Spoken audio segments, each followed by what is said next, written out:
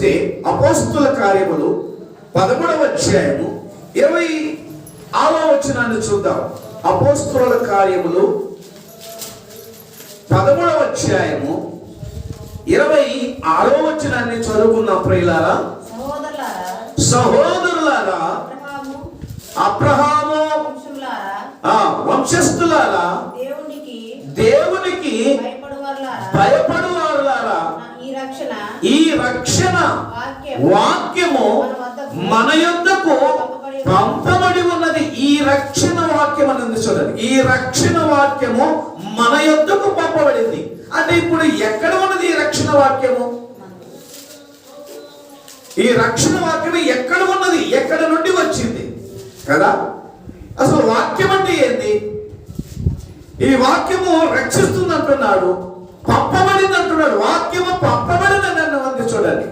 ఎక్కడ నుండి పంపబడుతుంది వాక్యము? ఎవరిలో నుండి వస్తుంది వాక్యము? ఇప్పుడు నేను మాట్లాడుతున్నాను, నాలో నుండి మాట వస్తుంది, మీరు వింటూ ఉన్నారు. అంటే ప్రయాణం చేస్తుంది, నాలో ఉన్న మాట బయటికి ప్రయాణమై వస్తుంది. అలాగే ఎక్కడ నుండి ప్రయాణమై వచ్చింది యొక్క వాక్యం? రక్షించే వాక్యము. ఈ వాక్యం ఎక్కడి నుండి వచ్చిందో చూద్దాం. సహోదరులారా, అబ్రహాము వంశస్థులారా, దేవునికి భయపడేవారులారా, ఈ రక్షణ వాక్యము మన యొద్దకు పంపబడి ఉన్నది. ఈ రక్షణ వాక్యం అనేటువంటిది ఆలయంలో ఎక్కడ ఉందో చూద్దాం. మొట్టమొదటి ఎక్కడ ఉన్నది? ఏ స్థానంలో ఉన్నది? ఏ స్థితిలో ఉన్నది? ఎవరి యొద్ద ఉన్నది? ఎక్కడికి వచ్చింది? ఎవరు పంపించారు? అది యోహాను సువార్త 1వ అధ్యాయము 1వ వచనం చూడండి. యోహాను సువార్త 1వ అధ్యాయము 1వ వచనం చూడండి ఒకసారి. ఆదియందు వాక్యం ఉండెను, దేవుని వద్ద ఉండెను. ఆదియందు ఏమున్నదంట? వాక్యము ఉన్నది. ఆ వాక్యము ఎక్కడ ఉన్నది? దేవుని యొద్ద ఉన్నది. ఆదియందు వాక్యం ఉంది, వాక్యము దేవుని యొద్ద ఉన్నది. ఆ వాక్యము దేవుని ఉన్నాడు కదా. ఈ విధంగా చెప్తుంది కదా. ఎక్కడుంది ఇప్పుడు వాక్యము? పరలోకమందు దేవుని యొద్ద ఉన్నది. ఇప్పుడు వచ్చింది ఒక మాటకు ఆన్సర్ వచ్చిందా? ఎక్కడ నుండి వచ్చింది అనేటువంటిది అసలు ఎక్కడ ఉంది? పరలోకమందు దేవుని యొద్ద ఉన్నది వాక్యము. ఆ వాక్యము 14వ వచనము చూడండి. ఆ వాక్యము ఎలా వచ్చింది? కృపా సత్య సంపూర్ణుడిగా మన మధ్యకు వచ్చెను. మన మధ్యకు వచ్చెను అంటే భూలోకమునకు తెచ్చింది. ఎక్కడ నుండి వచ్చింది వాక్యము? పరలోకము నుండి దిగి వచ్చింది. నీ ఎదుగు పంపబడని చెప్పేసి అక్కడ చూశాం కదా. ఇప్పుడు ఎవరు పంపించారు ఈ వాక్యము? తండ్రి అయిన దేవుడు పంపిస్తే కుమారుడైన దేవుడి లోకమునకు తెచ్చాడు. ఆ వాక్యమే రక్షించేది, ఆ వాక్యమే బ్రతికించేది, ఆ వాక్యమే మానవుడికి క్షేమము కలిగించేది, మానవునికి మంచి జీవితం ఇచ్చేటువంటిది. ఆ వాక్యమే రక్షించేటువంటి వాక్యము పరలోకమందున్నది. ఆ వాక్యము భూమి మీదకి దిగి వచ్చినట్టుగా చూస్తున్నాం. ప్రియులారా గమనించండి. తిమోతికి రాసినటువంటి మొదటి పత్రిక 4వ అధ్యాయము 16వ వచనములో చూడండి. మొదటి పత్రిక 4వ అధ్యాయము 16వ వచనము. 192వ పేజీ.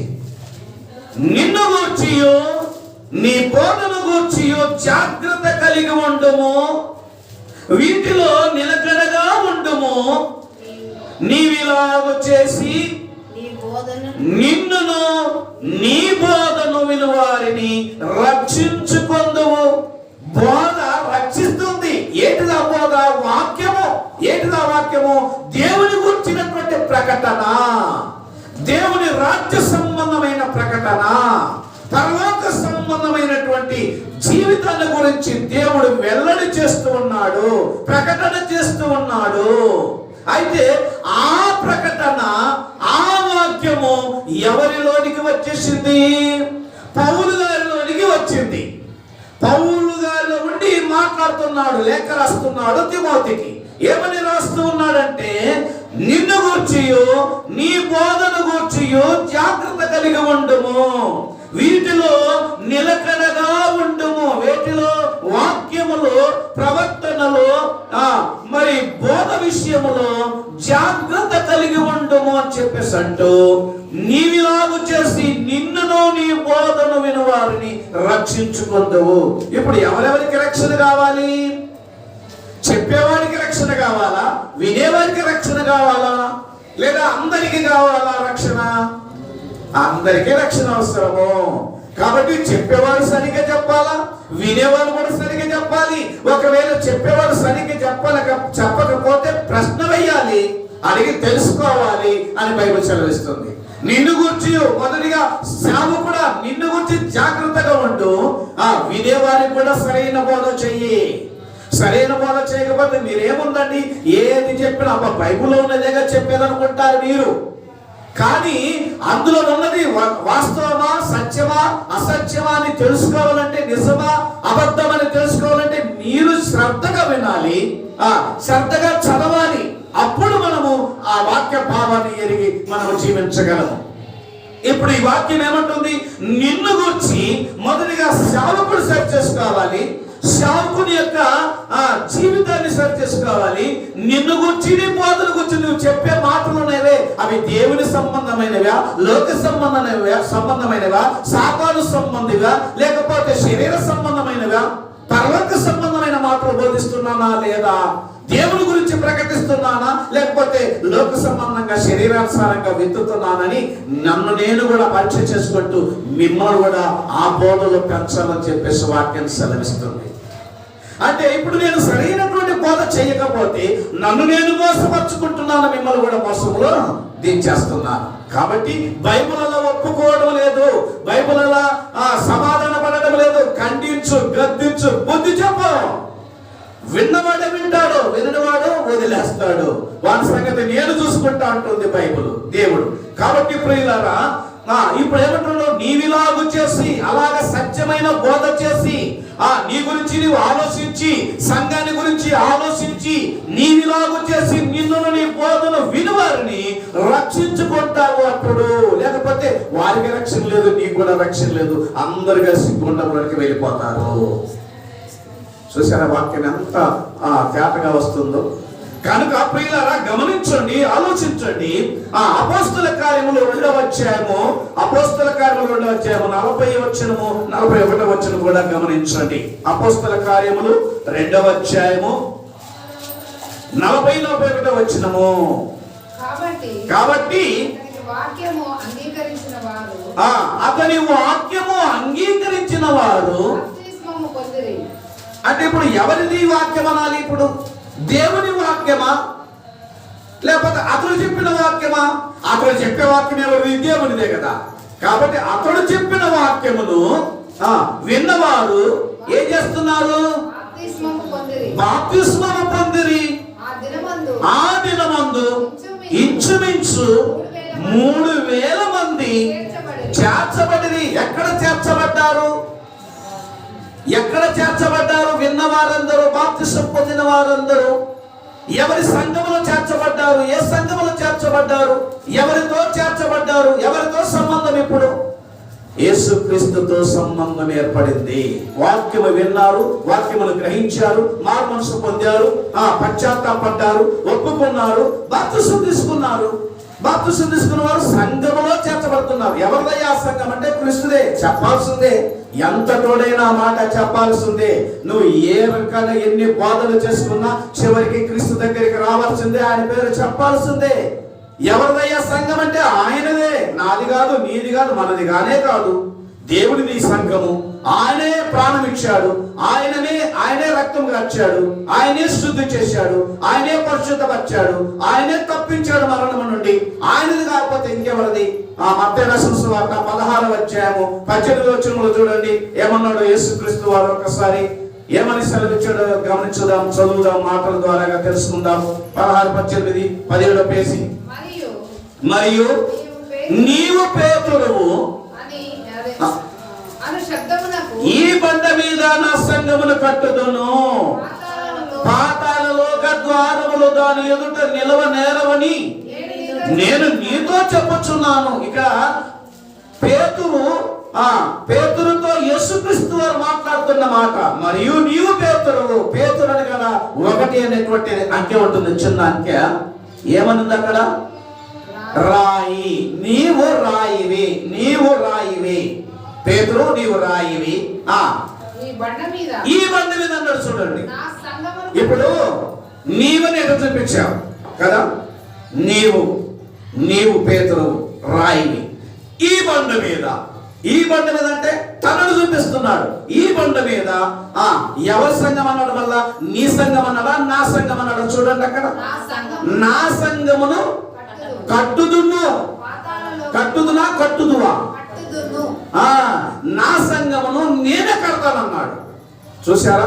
ఇప్పుడు ఏమనుకుంటున్నారు ప్రజలు? పేతురు గారిది సంఘము అనుకుంటున్నారు. ఒక్కొక్క వచనాన్ని, ఒక్కొక్క పదాన్ని విడగొట్టి విభజించితే తెలుస్తుంది వాక్యం యొక్క సారాంశం. లేనిలా తెలియదు.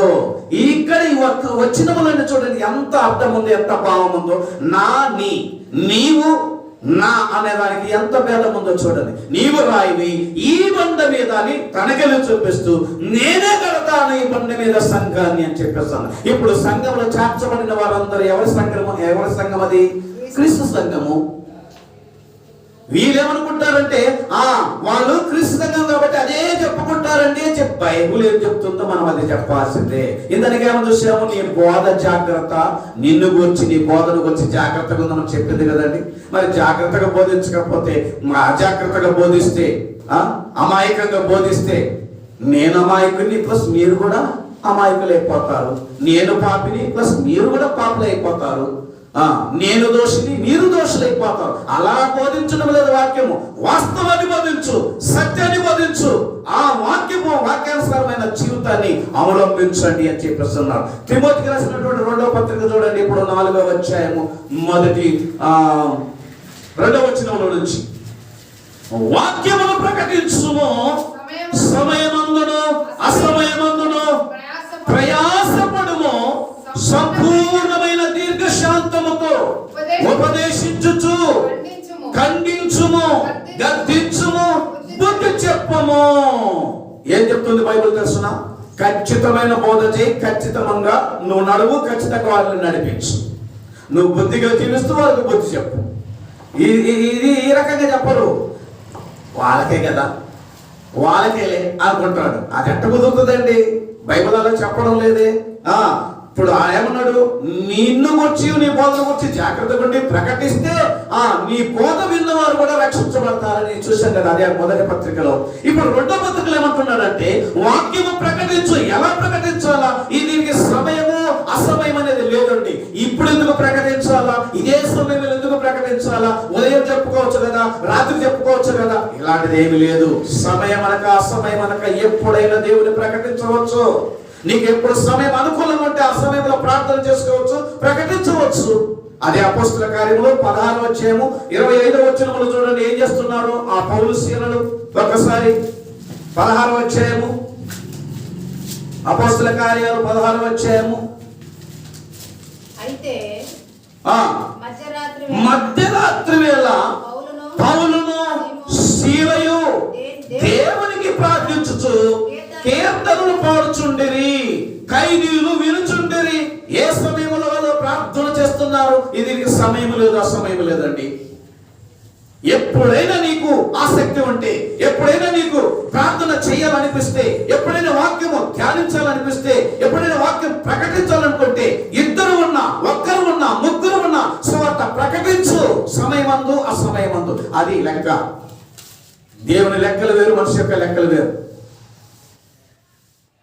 ప్రార్థనకు వస్తుంటే ఇప్పుడే ప్రార్థన, అది నీ ఆలోచన, అది నీ బుద్ధి, అది నీ ప్రవర్తన, అది నీ మాట. దేవుని మాట అలా లేదు.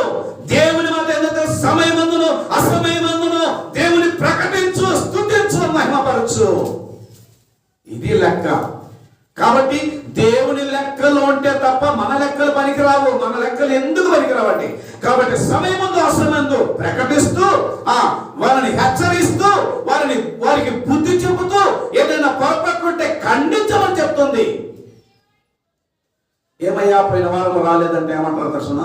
మాకు పనులు ఉన్నాయంటే రాలేదండి. పనులను పక్కన పెట్టండి అన్నామనుకో, ఏమో చెబుతున్నాం, పని చేసుకోకపోతే ఎట్టాగనంట కదా.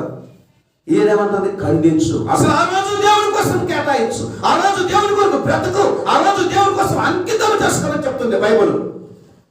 చేసుకుంటున్నామా?